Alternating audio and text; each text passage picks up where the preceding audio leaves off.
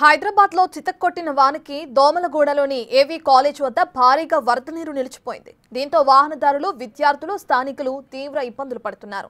30 నిమిషాల పాటు కురిసిన వర్షానికి రోడ్లు పూర్తిగా జలమయమైపోయిన పరిస్థితి నెలకొంది.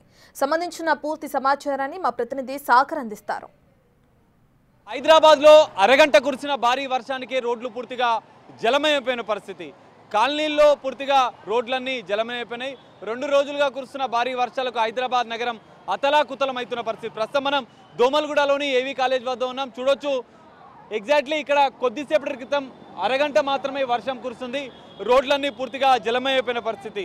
ఏవీ కాలేజ్ కాలనీలకు వెళ్లే రూట్లన్నీ కూడా బ్లాక్ అయిన పరిస్థితి. వాహనదారులు, స్థానికులు తీవ్ర ఇబ్బందులు పడుతున్న పరిస్థితి మనకు కనిపిస్తుంది. ద్విచక్ర వాహనాలు ఈ వాటర్లో మధ్యలోనే ఆగిపోతే వాళ్ళు ముందుకు తీసుకెళ్తున్న పరిస్థితి మనం చూడొచ్చు. మధ్యలోనే కొన్ని వాహనాలు ఆగిపోతున్న పరిస్థితి. సో మిగతా వాళ్ళు సహాయం చేస్తూ వాళ్ళని అక్కడి నుంచి తీసుకెళ్తున్న పరిస్థితి. ఒక పాప ఇప్పటికే అందులో స్టక్ అయిపోయిన పరిస్థితి. ఒకసారి మనం చూడొచ్చు, పూర్తిగా ద్విచక్ర వాహనాలన్నీ మునిగిపోతున్న పరిస్థితి. సో చూడొచ్చు, మనం తీవ్ర ఇబ్బందులు పడుతున్న పరిస్థితి. కొన్ని బైక్లన్నీ మధ్యలోనే ఆగిపోతున్నాయి.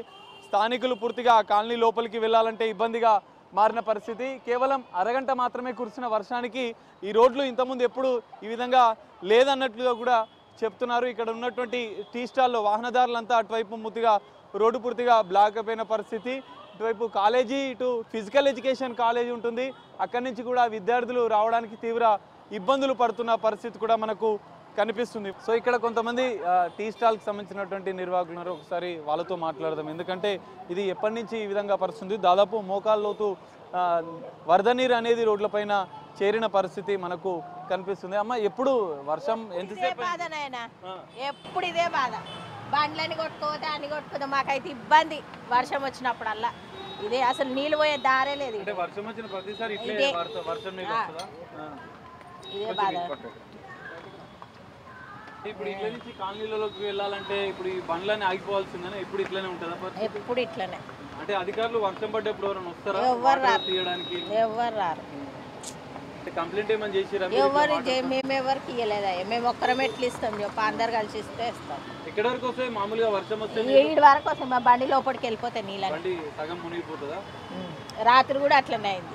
వచ్చినప్పుడల్లా ప్రాబ్లం. ఏవీ కాలేజ్ ఉంది, వాళ్ళు వెళ్ళేటప్పుడు కూడా ఇదే ఇబ్బంది. వర్షం పడితే ఎప్పుడు ఇదే ఇబ్బంది.